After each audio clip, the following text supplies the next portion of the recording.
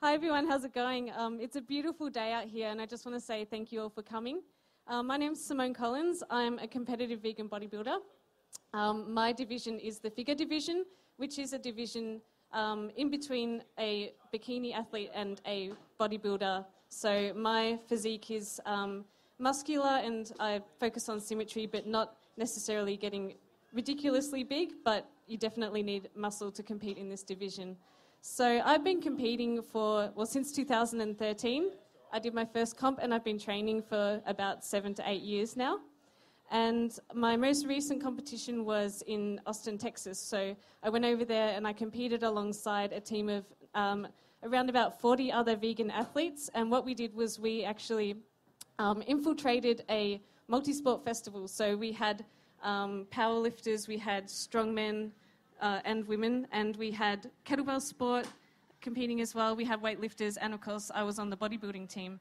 And our mission was to basically get up there and show that we could be competitive as vegans in strength sports and in bodybuilding. And we did really, really well with that. We had a lot of people take out medals. We had our entire powerlifting team go home with medals, some of them placing in multiple categories, and we also had a lot of our bodybuilders placed first as well, including myself. So that was a really, really good achievement for me, and I feel like it was a really good way for us to spread a vegan message and show that not only could we be competitive, but we can also beat meat eaters at strength and muscle sports. And so, yeah, basically that's what I've been doing for the past 7 years, is trying to be competitive against meat eaters in bodybuilding. And when I started, I never would have imagined that I would be doing this or bodybuilding or even speaking in front of people. I was very shy. I had a few anxiety problems, a little bit of depression, and I just sort of didn't really know what I was doing with my life or where I was going. And it wasn't until I started training, and the reason I started training was because I just wanted to feel better about myself. And I knew that, like, growing up doing sports, that I felt really good when I was training, but I hadn't been doing any kind of exercise for the past few years since I finished VCE pretty much and went to TAFE and studied art, and I just really wasn't into fitness at all. And it wasn't until I left TAFE and I got my first full-time job, and I thought, there's no way I can keep being healthy and sustain my life if I'm not physically active and I'm not working on improving my body. So I got into the gym and started training 1 day a week, and never thought I would ever build muscle, but that wasn't really my goal. I just wanted to get fit. And actually starting training in Doherty's gym, which is a really well-known bodybuilding gym, I started to get a bit interested in bodybuilding. So I said to one of my friends who was a coach there, I'd really like to build some muscle, and I'd like to maybe compete one day, or at least try and look like some of these girls who look amazing in the gym, and they've got these really toned arms and nice legs. And he said to me, well, I know you're vegetarian, because I was vegetarian at the time. He said, you might have to start thinking about eating some meat. And I thought, no way. No, I don't care what my goals are, I'm not going to eat meat. So he said, okay, well, maybe try having some whey protein and get some eggs in. So I thought, okay, yeah, that sounds good. And I did that for a couple of months. The first couple of months of my training, I was just throwing down heaps of whey protein shakes and eggs. And yeah, it was around about the same time when social media was taking off as well. So I started following Animals Australia and Animal Liberation Victoria, because I consider myself an ethical vegetarian. I love animals, I don't want to eat them, and I believe in animal rights. And what I started seeing on social media was some really, really horrific stuff happening in the dairy and egg industry. And I thought, this isn't good. Like, this is my main source of protein. I can't go vegan, because then how am I going to build muscle? So I went through this phase where I started researching. I thought, okay, there's got to be an ethical company out there so that I can get some protein. And I looked into every single dairy farm I could, every free-range egg farm that I could. And what I found was, across the board, no matter how organic or ethical the company claimed to be, somewhere along the line there was suffering. And one of the biggest ones was, a free-range egg farm where they pretty much said, we don't kill our hens, they go to our retirement village. And I'm like, this is perfect. But I said, where do you get your eggs from? And they said, we get them from a hatchery. And so I inquired with the hatchery, and they were still killing the male chicks, and they were still keeping the mother hens in battery cages pretty much. So I realized that no matter what farm I tried to look into and how ethical they claimed to be, somewhere along the line there was suffering. And I think that's the biggest issue with the animal agriculture industry, is that it's unavoidable. The suffering is unavoidable. And so when I'd done all this research, and I'm like, okay, right, I'm not going to be able to continue eating dairy or eggs and make ethical choices. So what else can I do? And I started researching vegan bodybuilding, and I realized that, you know, there weren't many of them, but there were vegan bodybuilders out there, and it could be done. So I thought, well, this is great, because maybe it's a way that I can show people that it can be done. And at the time, I had very little muscle. I was very skinny, and I kind of set it as my goal that that's what I wanted to do. And I wanted to prove all these people in the gym wrong and show them that a little skinny girl can build muscle and compete and do really well. So that's what I focused on. And 3 years later, I felt like I built enough muscle to do my first competition.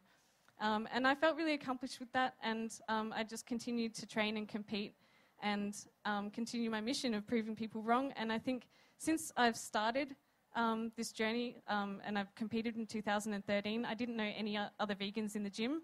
Now it's really, really amazing to see that so many more vegans are in the gym, competing in bodybuilding or strength sports or powerlifting. There's just more and more coming out of the woodwork, so that's really encouraging. And obviously going from like the only vegan I know in Doherty's, I'd say we probably have about 15 regular members now who are vegan, and it's growing. And even the members that aren't vegan are starting to ask questions and get really interested. For example, one of our staff members actually went vegan a few weeks ago, and that was more for health reasons. He saw What the Health, and he's like, I've got bad arteries, and I need to improve this for myself. And yeah, but to have someone in a bodybuilding gym even consider going vegan is a pretty big deal, and the fact that more and more people are asking questions about it is really, really awesome to see. So what I wanted to talk about is, with my mission to try and spread veganism through what I do with bodybuilding, I kind of think, you know, it doesn't matter if you're a bodybuilder or you play golf or you play chess. I think whatever it is you do with your life, bring veganism into that, bring veganism into that discussion, because there's probably people out there that you can talk to and that you can help influence, and they see what you're doing and they ask questions and they think, oh, you know, it's not so weird, like it's not something that's just unattainable or something that's going to make you unhealthy. On the contrary, if you can be a good influencer and be a good ambassador for veganism within your own community, outside of the vegan community, then I think that's a really good way of spreading it, and also like in a positive way as well. So rather than coming up to someone, for example, in the gym and saying, oh, you know, you're so wrong for having whey protein, or you're so wrong for eating chicken 6 times a day, you know, approach them like, have you thought about like, you know, instead of using chicken, maybe you should use tofu, or, you know, give some suggestions. Or, for example, like some of the guys at work, they used to like to do bacon and eggs every morning. Now that one of them's vegan, they've started putting veggie burgers on there, and we've started sort of, people are trying them and they like them and they go, oh yeah, this isn't so bad. So I think just being an influencer in your own society is a really good way of spreading that. But one of the problems I face, especially talking to bodybuilders, is that they say, oh, well, you know, I'm not going to get enough protein. And you can try and convince them that, you know, nuts and seeds and beans and tofu and, you know, even the amazing plant-based protein supplements that we have now, you can try and tell them that, you know, you'll get enough protein from all of this, and they still won't listen. They'll still have it in their heads that they've got to eat chicken and fish 6 or 7 times a day, and they've got to have steak at least once a week, and, you know, it's just not going to work if they don't. And especially some of the bigger guys as well it's just so ingrained in them that they think that they've got to have this huge amount of meat. But the thing is that it's not really based on science. And recently there was a website called BasingBodybuilding.com, and he actually researches bodybuilding, and he collected a meta-analysis of recent studies that had gone into the optimal protein intake. So the optimal protein intake for, say, a regular person, so on the RDI, is about 0.8 grams per kilo. So that's not really much. For me, that's about 44 grams a day, and that's like super easy. I could do that with breakfast. They've found out that for training athletes, the optimum level of protein was 1.8 grams per kilo. And again, that's not very much. And I actually find that I eat way more than that, and not in the effort to try and get more protein, but I just happen to really like food that has protein in it. So it's really, really easy. And even with bodybuilders, a study that they did on bodybuilders found that above an intake of 1.8 grams per kilo of body weight showed no further improvements in building muscle. So these guys that think that they've got to smash chicken and fish and steak like multiple times a day are just misinformed, and by the industry as well. The protein shake industry make you want to think that you've got to have tons and tons of protein. So unfortunately, that idea has sort of really become ingrained in bodybuilding, and I think having more and more people in the bodybuilding scene or in the fitness scene sort of doing it differently, and not eating so much protein, or getting their protein from other sources like plant sources, and then being a good example to other people and influencing people. And I've definitely seen that there's been a lot of influence in fitness and sport lately in that regard. So that's really good to see.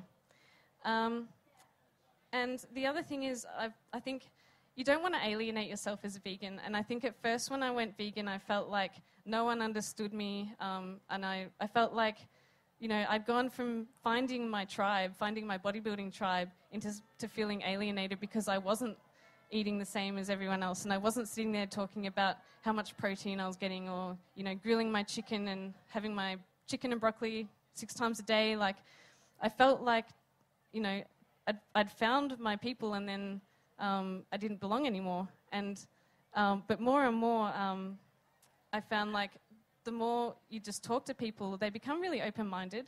And instead of alienating yourself, put yourself in that situation and try and make vegan something that's more normal. Like, I've had people come up to me in the gym and say, "Oh, you're vegan, but you're so normal." And, it's funny that they look at it like that, that the more we alienate ourselves from the rest of society, the more people see that we're different. And I feel like now that I'm part of the vegan community, and I'm also part of the bodybuilding community, and, that's really great to blend those two worlds together because they are so different. And just going back to the protein issue as well, if you're a fruitarian, you're still going to get enough protein.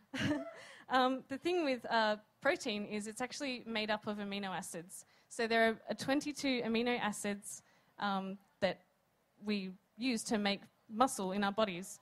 And only 9 of those amino acids are actually essential. So we only need 9 of those amino acids from our diet. And you can actually eat an entirely fruit-based diet, and you will still get every single amino acid at the optimal level for your body. So, yeah, there goes that myth. And, yeah, a lot of people will probably have seen What the Health and seen the documentaries, and, you realize that protein is actually, especially animal protein, it's actually acid forming in the body.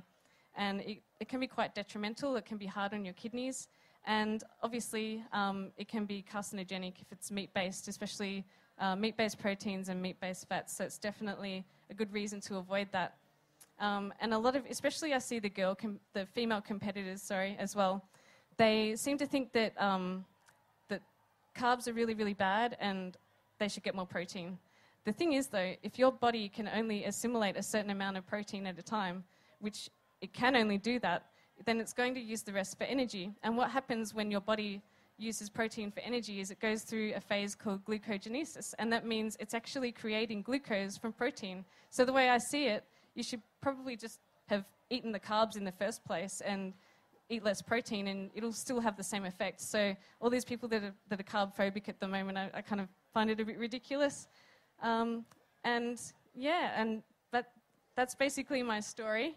I feel like every time I speak, I kind of tell my story again and again, but it's good to see some fresh faces here today, and hopefully you got something out of it. So I was just wondering if anyone has any questions that they want to ask now, or if they want to ask me later. I'll be doing a workshop at 3 o'clock. We're just going to do a really easy workout. easy-ish. And I'll be on the Prana booth till 9 p.m. tonight. So thanks everyone for listening, and I hope you got something out of it.